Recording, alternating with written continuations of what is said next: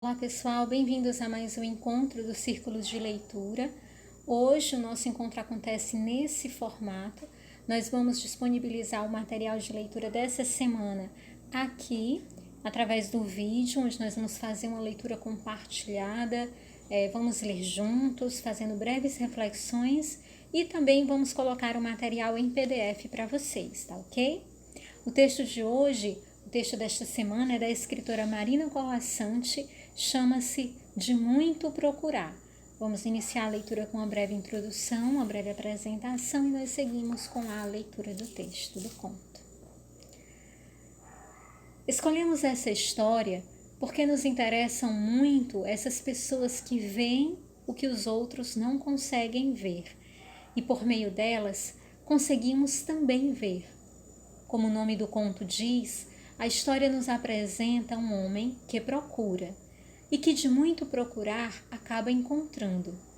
Quem procura é porque acredita e quando estamos à procura, acabamos sendo percebidos por aquelas pessoas que sabem ver.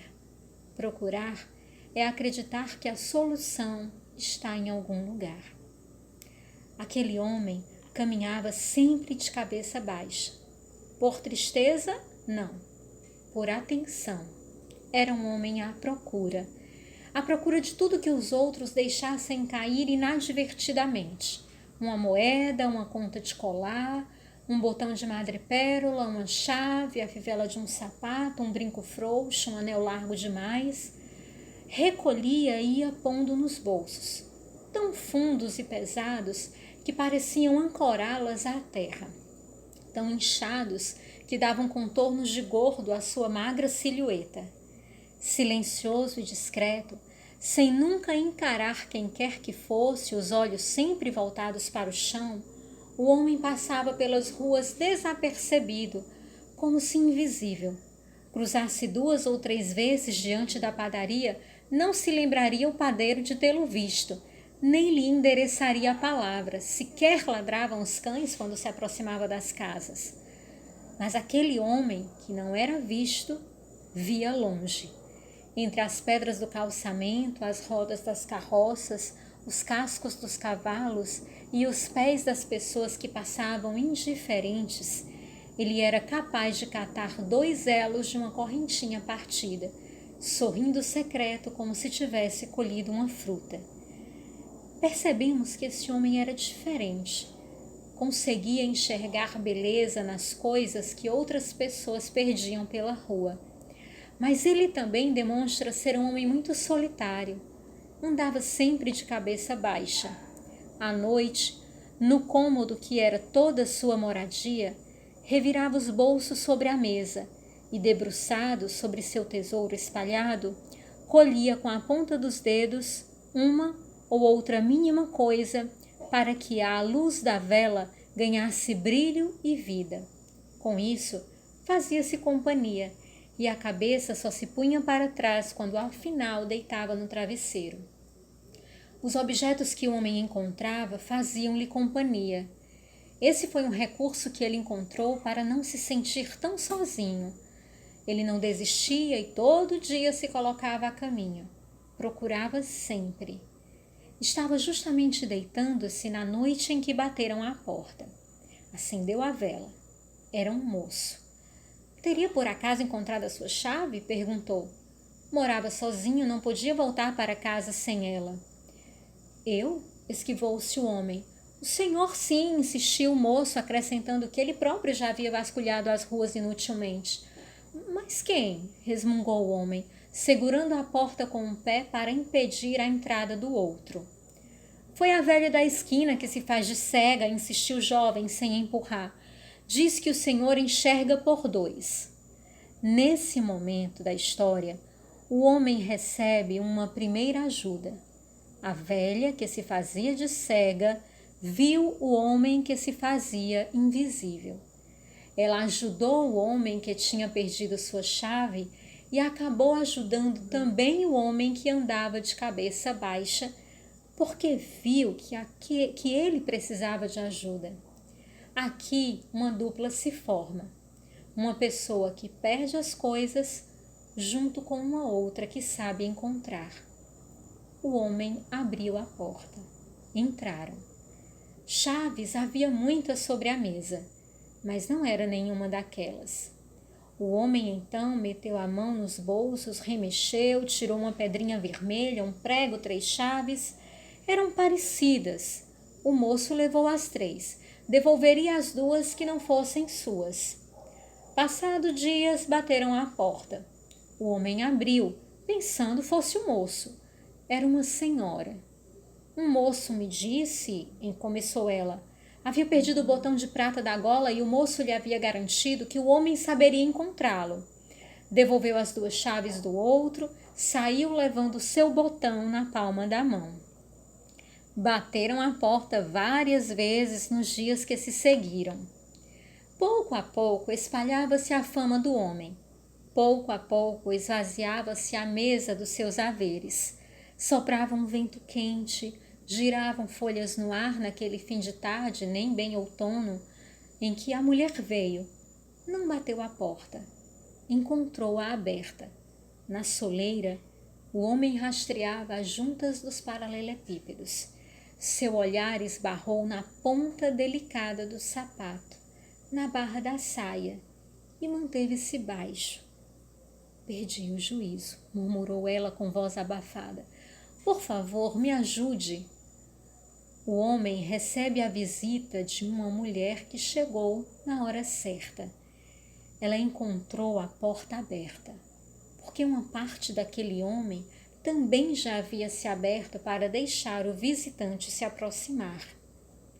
A mulher, que provavelmente já o observava há um tempo, sabia o quanto ele era um homem especial, mas que precisava de ajuda. E por saber também como poderia ser difícil para aquele homem que estava acostumado a ajudar, aceitar ser ajudado, ela implora que ela é quem precisa de ajuda. Dessa forma, ela poderia ajudá-lo e, com muita sabedoria, levá-lo por outros caminhos. Assim, pela primeira vez, o homem passou a procurar alguma coisa que não sabia como fosse, e para reconhecê-la, caso desse com ela, levava consigo a mulher. Saíam com a primeira luz. Ele trancado à porta, ela já a esperá-lo na rua.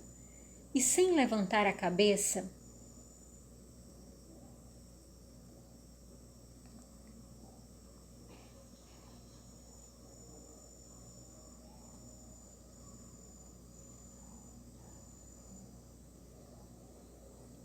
não fosse passar inadvertidamente pelo juízo perdido, o homem começava a percorrer rua após rua. Mas a mulher não estava feita a baixar a cabeça, e andando, o homem percebia de repente que os passos dela já não batiam ao seu lado, que seu som se afastava em outra direção, então parava e, sem erguer o olhar, deixava-se guiar pelo tac-tac dos saltos, até encontrar à sua frente a ponta delicada dos sapatos e começar junto deles a busca. Tac-tac hoje, tac-tac amanhã, aquela estranha dupla começou a percorrer caminhos que o homem nunca havia trilhado. Quem procura objetos perdidos vai pelas ruas mais movimentadas, onde as pessoas se esbarram, onde a pressa leva à distração, ruas onde vozes, rinchar de rodas, bater de pés, relinchos e chamados se fundem e ondeiam. Mas a mulher, que andava com a cabeça para o alto, ia onde pudesse ver árvores e pássaros e largos pedaços de céu, onde houvesse panos estendidos no varal. Aos poucos, mudavam os sons. Chegavam ao homem latidos, cacarejar de galinhas. O olhar, que tudo sabia achar, não parecia mais tão atento. O que procurar, afinal, entre fios de grama, senão formigas e besouros? Os bolsos pendiam vazios. O homem distraía-se. Um caracol, uma poça d'água prendiam sua atenção. E o vento lhe fazia cócegas. Metia o pé na pegada achada na lama como se brincasse. Essa mulher não teve pressa. Deu tempo ao tempo, conduzindo-o silenciosamente por esse caminho. Ela sabia que o contato com a natureza operaria nele uma transformação.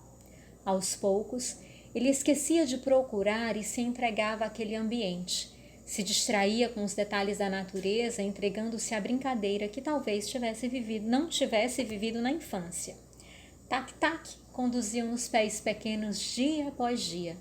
Tac-tac crescia aquele som no coração do homem. Achei! Exclamou afinal. E a mulher sobressaltou-se. Achei! Repetiu ele triunfante. Mas não era o que haviam combinado procurar. Na grama, colhida agora entre 2 dedos, o homem havia encontrado a primeira violeta da primavera. E quando levantou a cabeça e endireitou o corpo para oferecê-la a ela, o homem soube que ele também acabara de perder o juízo. Ao final do conto, ele oferece a essa mulher a flor, que simboliza a beleza, a perfeição, o amor, a glória e a alegria, mas também a entrega a Deus, a evolução espiritual e a própria alma. No final do conto, vocês verão aí no material de leitura que nós temos 2 poesias para que vocês possam ler depois. E ao final desse conto, eu gostaria de fazer uma pequena reflexão para que vocês pensassem e fizessem suas anotações aí das suas leituras no seu diário de leitura. Lá no começo do texto tem uma frase que diz assim: tem pessoas que veem o que os outros não conseguem ver. E a reflexão que eu deixo para vocês dessa nossa leitura é: você é esse tipo de pessoa? Ou você conhece uma pessoa assim? Uma pessoa que consegue ver o que você não consegue ver? Uma pessoa que consegue conduzir você por um caminho? Consegue ajudar você a ver aquela luz no fim do túnel, quando às vezes você não consegue nem ver o túnel? Tem pessoas que são assim, né? Tem pessoas que nos ajudam a enxergar para além das nossas limitações. Tem pessoas que nos ajudam a nos enxergar para além daquilo que nós vemos em nós mesmos. E eu termino essa nossa leitura trazendo essa reflexão. Eu peço que você releia esse texto e anote no seu diário de leituras o que você achou do texto. Que palavras, que frases, que reflexões você consegue fazer a partir desse texto. Uma boa leitura para você, uma boa semana, e nos nossos próximos encontros nós conversaremos novamente sobre esse texto. Um grande abraço.